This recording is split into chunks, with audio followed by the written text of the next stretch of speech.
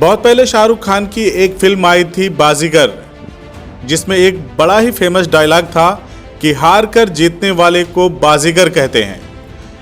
ये कहावत केवल फिल्मी नहीं है, ये कहावत आजमगढ़ लोकसभा उपचुनाव में भी सही साबित हुई है। बसपा प्रत्याशी रहे शाह आलम गुड्डू जमाली ने आज अपने आवास पर एक प्रेस कॉन्फ्रेंस करते हुए अपने मतदाताओं, आजमगढ़ की समस्त जनता, समर्थकों, कार्यकर्ताओं का शुक्रिया अदा किया।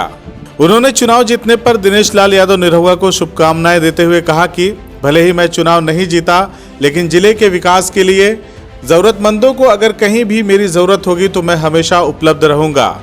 साथ ही जमाली ने कहा कि इस बार कुछ परेशानियों की वजह से वक्त कम था, लेकिन अब मेरे पास 1 साल का समय है और मैं आजमगढ़ की 18 लाख जनता से मिलूंगा जो मेरे लोकसभा क्षेत्र के अंतर्गत आते हैं। मैं एक एक व्यक्ति से उनके दरवाजे पर जाके मिलूंगा और दिखा दूंगा जीतकर कि ये जमाली आजमगढ़ का बेटा है।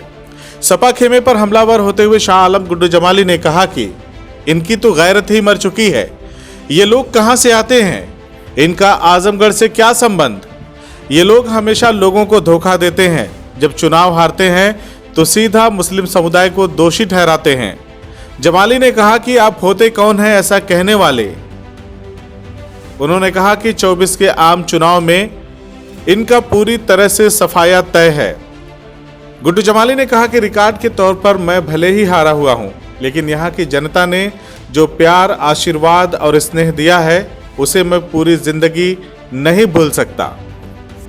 दो बड़ी पार्टियां और ताकतवर पार्टियां लड़ रही थीं, जिनके पास पूरा जो इंफ्रास्ट्रक्चर जिसको संगठन कहते हैं, रिसोर्सेज कहते हैं, जितने उनके पास थे शायद हमारे पास नहीं थे। अगर ईमानदारी से मैं उसको वो करूं तो चूँकि जितने वर्कर और जितनी बड़ी फौज घूम रही थी यहाँ पे, एक तो सत्तारूढ़ ही थी और दूसरे समाजवादी पार्टी के लोग सारे आप देख रहे हैं पूरी प्रदेश क्या पूरे देश में जहाँ जहाँ थे सब आके बैठे हुए थे।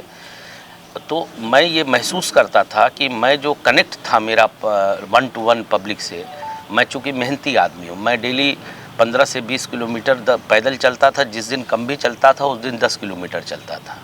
मैंने बहुत प्रयास किया, जितनी मेरे अंदर क्षमता थी शरीर में, मैं बिना धूप गर्मी की परवाह किए हुए पैदल चलता था। थक जाते थे लोग, लेकिन उसके बावजूद भी बहुत बड़ा हिस्सा रह गया जहाँ मैं नहीं पहुँच पाया, जिसका मैं ये महसूस करता हूँ कि अगर मैं पहुँचा होता वहाँ पे, जैसे हमारे अति पिछड़े भाई हैं, बहुत सी जगह, बहुत सी अपर कास्ट में भी बहुत सी जगह पे ना पहुँचने का भी मुझे नुकसान हुआ।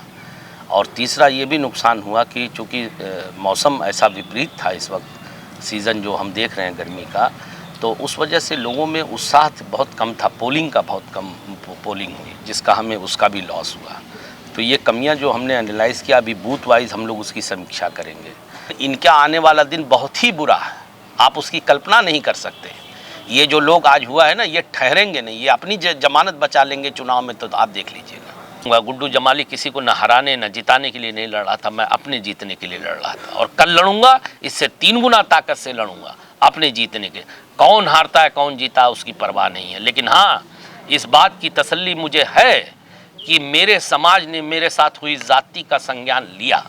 मैं तो कहता नहीं हूँ मैं MIM से लड़के 37,000, इनके MLA सपा छोड़ के लड़के 15,000 वोट क्रॉस कर जाए ना, 10,000, तो राजनीति छोड़ देगा ये गुड्डू जमाली। आजमगढ़ में कभी चुनाव ही नहीं लड़ेगा। अगर वो कभी चाहेंगे तो अच्छे कामों के, विकास के कामों के लिए, जनता के हित के लिए, मेरे जिले के हित के लिए मैं साथ में भी खड़ा रहूँगा। उसमें क्या, मैं तो बार बार कहता हूँ अपना कर्म ठीक करो, जो जितना बोएगा उतना काटेगा, उसमें दिक्कत क्या है। CIB इंडिया न्यूज की सभी खबरों को देखने के लिए लाल रंग की बटन को दबाकर चैनल को सब्सक्राइब जरूर करें, घंटी जरूर दबाएं ताकि हमारी सभी खबरों के नोटिफिकेशंस आप तक पहुंचते रहें।